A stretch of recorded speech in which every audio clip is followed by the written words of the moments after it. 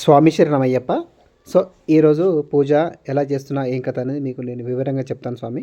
So, ఈ video ఫుల్‌గా చూస్తే మీకు అర్థమైపోతుంది స్వామి. సో, ఫస్ట్ మనం వచ్చేసి స్వామి ఫస్ట్ మనం ఫోటోకి అలంకరణ చేసుకోవాలి. అలంకరణ నేనంటే ముందే అలంకరణ చేసినాను కాబట్టి మీకు చెప్తున్నా. ఫస్ట్ మనం ఫోటో అలంకరణ చేసుకోవాలి. చేసుకున్నాక ఆహ్, ఫోటోకి అలంకరణ చేసుకొని తర్వాత మనం నిమ్మకాయల దండ ఒకటి తెచ్చుకోవాలి.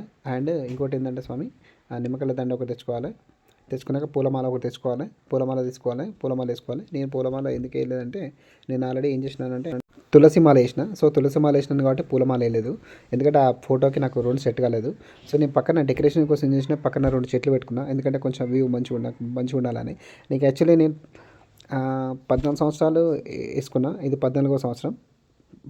ప్రతి సంవత్సరం నేను సన్నిధానంలో అందరితో కలిసి ఉండేది. ఈ సంవత్సరం మాత్రం ఇంట్లో కంపల్సరీ నేను సొంతంగా ఇంట్లో పెట్టుకోవాలని, నాకు నచ్చినట్టు పూజ చేసుకోవాలని ఒక ఉద్దేశంతో నేను సొంతంగా పెట్టుకున్నాను స్వామి. సో, నేనేం చేస్తానంటే నేను కొంచెం నిమ్మలంగా నేను పూజ చేయడానికి నాకు 1 1/2 టైం పడుతుంది. నిమ్మలంగా నేను చేసుకుంటా. ఇది మీకు కొంచెం అట్లా బిట్లు చూపెడుతున్నాను యాక్చువల్గా చెప్పాలంటే. సో, ఫస్ట్ మనం కుందులు కట్టుకొని అలంకరణ చేసుకొని దీపారాధన చేసుకొని మనకు ఆచమన పాత్రలు ఒక్కరు ఉండే మీరు ఇంట్లో ఒక్కలే ఉండరు పూజ చేసుకునే కూడా 3 పెట్టుకోవాలి. 3 ఆచమన పాత్రలు కంపల్సరీ ఉండాలి. ఎందుకంటే మనం ఆచమనం చేసుకోవడానికి నైవేద్యం మన ఆరతి అదొక దానికోసం ప్లస్ మన కుమారస్వామి కోసం ఈ 3కి సపరేట్ ఉండాలి. తర్వాత మనం పూలు ముందే చుంచుకొని పక్కన పెట్టుకోవాలి. మన పూజ మీద కూర్చుంటే లేవద్దు. ఫ్రూట్స్ ముందే కట్టుకొని పెట్టుకోవాలి. ఫ్రూట్స్ కానీ పూజ కానీ పెట్టుకోవాలి. మీ దగ్గర పూలు అందుబాటులో లేకపోతే అక్షంతలు పెట్టుకోండి. అక్షంతలు పెట్టుకుని పూజ కంపల్సరీ మీరు చేయాలి. అన్నిటికీ మళ్ళీ మీరు పూజ మీద కూర్చున్నదంటే పూజ మీద లేవకుండా ఉండాలి. ఎందుకంటే తాపూసారి పూజ గురించి లేవద్దు. సో, మీరు ఆచరణ పద్ధతి ఫస్ట్ మనం ఏం చేయాలి, దీపారాధన చేయాలి. సో, దీపారాధన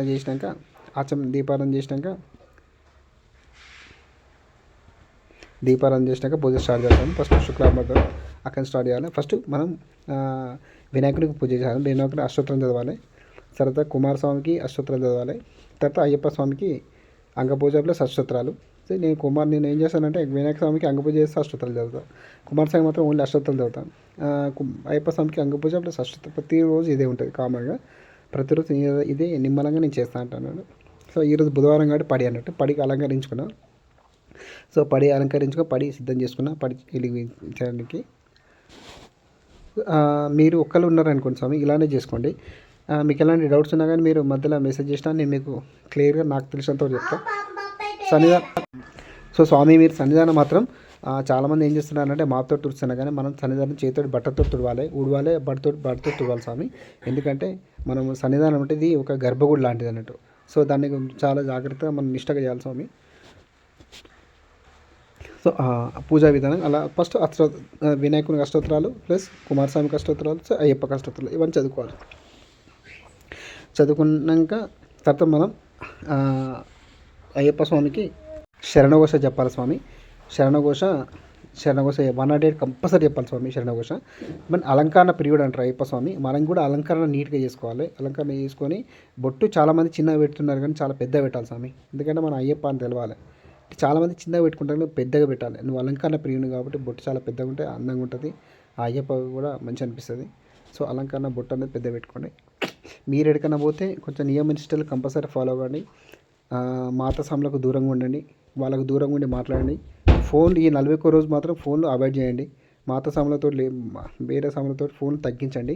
మీరు 90% ఎలాంటి కాకుండా ఓన్లీ దైవ నిర్ణయం దేవుడు తప్ప జాస్తి తప్ప మీరు ఏ నిర్ణయాలు ఉండదు.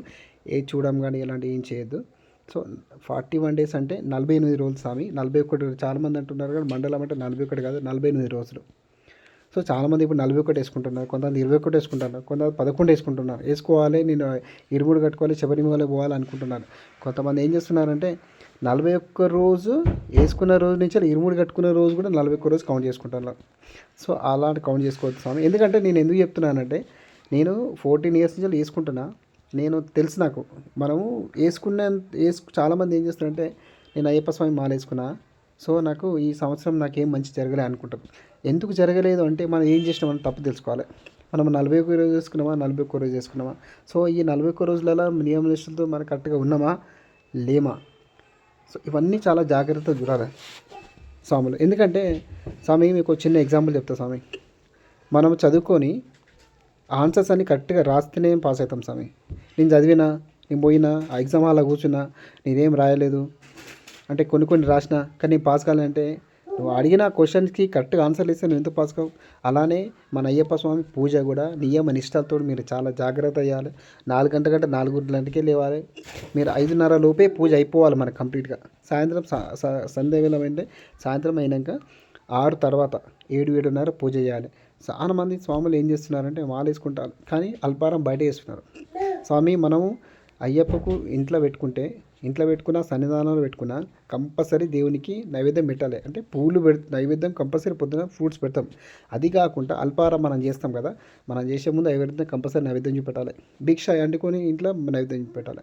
సో భిక్ష అయితే వీలు కాదు కాబట్టి అట్లీస్ట్ శనివారం ఆదివారం భిక్ష అనుకొని నైవేద్యం చూపెట్టండి. ఆదివారం ప్రతిరోజు కంపల్సరీ నైవేద్యం అల్పారం మాత్రం కంపల్సరీ చూపెట్టాలి. చాలామంది ఏం చేస్తున్నారు, బయటికి పోతున్నారు, టిఫిన్ చేస్తున్నారు, తింటున్నారు, వచ్చి పడుకుంటారు. కొంతమంది సన్నిధానం అయితే సన్నిధానం ఉంటుంది అంతే, పోతారు పూజ చేసుకుంటూ గొల్లెం పెట్టి వెళ్ళిపోతారు. అలా చేయదు స్వామి. ఎందుకంటే మనం ఎందుకు చేయకూడదంటే మనం ఎంత నియమ నిష్టలతోటి ఎంత పద్ధతిగా ఎంత చేస్తే మనకు అయ్యప్ప అంత అనుగ్రహిస్తాడు. నేను 5 ఏళ్ళు 6 ఏళ్ళు 7 ఏళ్ళు నాకు అనిపించలే, కానీ 7 ఏళ్ళ తర్వాత నాకు స్టార్ట్ అయింది. అంటే మంచి జరగడం 8, 9, 10, 11 అట్లా నాకు నేను ఏదైతే అనుకున్నానో అంతగా డబుల్ జరిగింది.